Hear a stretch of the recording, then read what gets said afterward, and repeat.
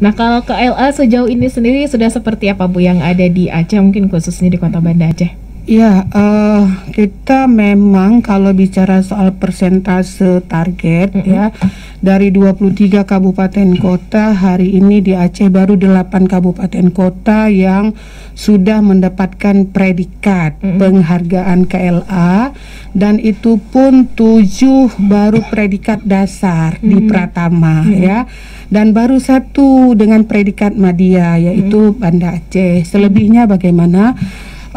Kalau merujuk kepada satu sistem, yaitu evaluasi KLA, 23 kabupaten kota di Aceh sudah mengikuti aplikasi ini, sudah mengisi. Tapi kalau dilihat capaiannya tadi ya, baru 8, dan ini adalah PR besar. Di tahun ini adalah minggu kedua kabupaten kota memang sedang mengikuti proses evaluasi. Tentunya karena kita bicara evaluasi kan ini bicara proses dokumentasi. Banyak kabupaten kota mengatakan kami sudah buat ini, kami sudah lakukan ini, itu dan lain sebagainya. Tapi apa buktinya? Nah, apa buktinya? Nah, bukti-bukti ini yang kemudian harus disuplai di dalam dokumen evaluasi ini, sehingga kemudian bisa merubah angka-angka ya secara pasti. Dan target kita di Aceh tahun ini minimal ya, minimal 10 kabupaten kota itu bisa mendapatkan predikat KLA Pratama, karena dia kan ini ada banyak level ya, dari Pratama kemudian jadi Madya, lalu Nindya, Utama, dan baru KLA. Nah, apakah di Indonesia sudah ada kabupaten kota layak anak? Belum, semuanya masih menuju kabupaten kota layak anak dengan predikat-predikat itu. Beberapa kota besar dengan predikat utama misalnya adalah kota Solo ya, Bali, Surabaya, dan terlihat secara fisik ya wujudnya kotanya menjadi lebih bersih, aman, nyaman, dan kemudian dari sarana prasarananya juga sudah lebih ramah ya dan inklusif gitu ya. Dan kalau dilihat dari satu indeks yang kemudian dibangun, yaitu indeks perlindungan anak, sebenarnya untuk Aceh kita tidak lagi di bawah angka nasional, sudah cukup bagus. Tapi ketika dikoneksikan dengan evaluasi KLA ini missing gitu ya. Kenapa terjadi? Bisa jadi kelembagaan yang harus menggerakkan KLA ini yang dikenal dengan gugus tugas KLA belum bekerja dengan baik ya. Belum menjadikan rencana aksi daerah kabupaten kota layak anak itu sebagai landasan pijak untuk melakukan upaya-upaya perbaikan. Atau yang berikutnya adalah belum terdokumentasikan dengan semua dokumen perencanaan. Karena KLA ini indikator kinerja utama kepala daerah. Ini adalah kerja besar. Selama ini mungkin banyak pemahaman seolah-olah kalau bicara KLA ini adalah tugasnya Dinas Pemberdayaan Perempuan dan Perlindungan Anak. Padahal bukan. Ini adalah kerja bersama. Di klaster 1 siapa yang harus menjadi koordinator?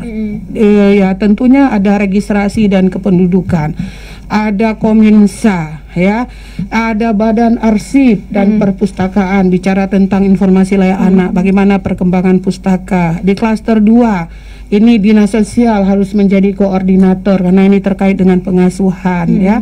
Lalu di klaster 3 Dinas Kesehatan, ada stunting di sana, ada PHBS ya, sampai sanitasi dan air yang layak diminum oleh anak termasuk keluarga ya.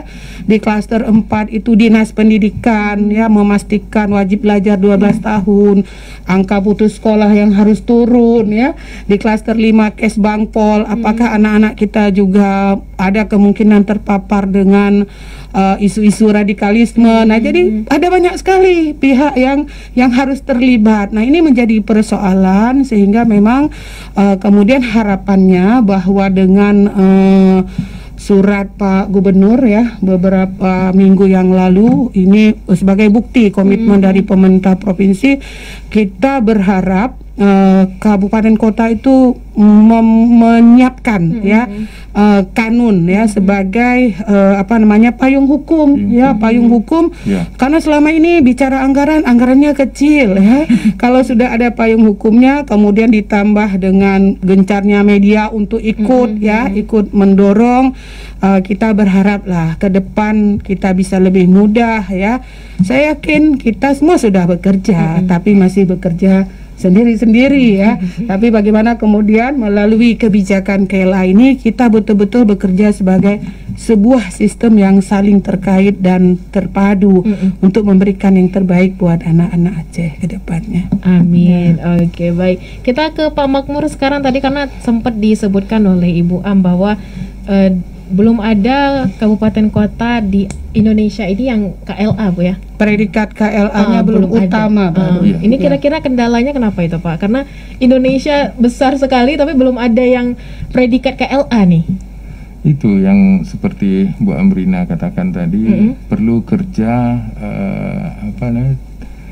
terintegrasi tadi. Jadi semua lintas sektor ikut terlibat Jadi bukan hanya tugas Dinas Pemberdayaan Perempuan. Kita melihat sekarang di Aceh saja, itu orang peminta-minta di traffic light di lampu merah. Itu ada kadang-kadang mengeksploitasi anak, menggendong anak-anak. Saya perhatikan sebenarnya, kenapa anaknya patuh tidur, ternyata dikasih valium, dikasih obat tidur, kadang obat anti mabuk itu antimo itu juga membuat tidur, itu yang dimasukkan dalam minuman susu dia, itu tidur terus dieksploitasi.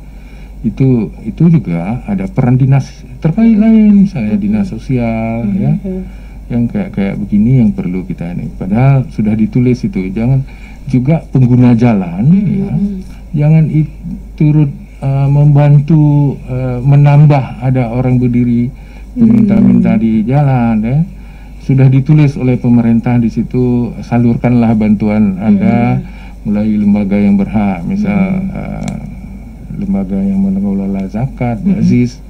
Itu. Jadi harus ada pekerjaan terintegrasi. Jadi walaupun secara nasional belum ada kota yang betul layak anak, tapi saya katakan tadi sangat prihatin di Aceh memang. Betul. Kalau kita bandingkan dengan jumlah penduduk saja ya, Sumatera Utara jumlah penduduknya 14.703 ya, 14.700 ya. Tapi kasus di tahun 2021 kasus kekerasan terhadap anak dan perempuan itu 672 yang tertinggi di Kabupaten Langkat, tetangga kita, Kabupaten Langkat, ya kan. Jadi itu 14 juta, hampir 3 kali lipat penduduk Aceh, ya. Jadi kasusnya lebih rendah secara provinsi, ya. Mereka kabupatennya juga hampir 32 kabupaten. Sulawesi Selatan gitu kan. Sulawesi Selatan ya, dengan penduduk 9,7 juta, hampir 2 kali lipat kita. Tadi 3 kali lipat. Mereka cuma 89 kasus di 2001. Jadi Aceh ini yang sangat prihatin kita, luar biasa. Ya, jadi itulah perlu semua peran serta masyarakat, termasuk sektor swasta, bukan hanya pemerintah, ya kan. Kita berharap ikut berperan, ya. Yang hanya 5 kabupaten baru ada kanun layak anak tadi, kita harap kabupaten-kabupaten yang belum juga kita segera dapat menetapkan. Karena seperti Ibu Amrina katakan tadi, bahwa ada Perpres 25 2001 ya, tentang kanun layak anak itu yang harus diterapkan. Kita sebenarnya ada perintah, sudah ada perintah di dalam Undang-Undang Nomor 11 Tahun 2006 tentang pemerintahan Aceh. Ya, orang umum biasa sebut UUPA. Kalau saya sebut nomornya biasa. Karena UUPA itu banyak. Undang-Undang Pokok Agraria, Undang-Undang Perlindungan Anak, Undang-Undang 35 itu ya. Nomor 35 juga UUPA. Jadi di pasal 231 Undang-Undang 11 2006 tentang pemerintahan Aceh diberikan kewenangan ya.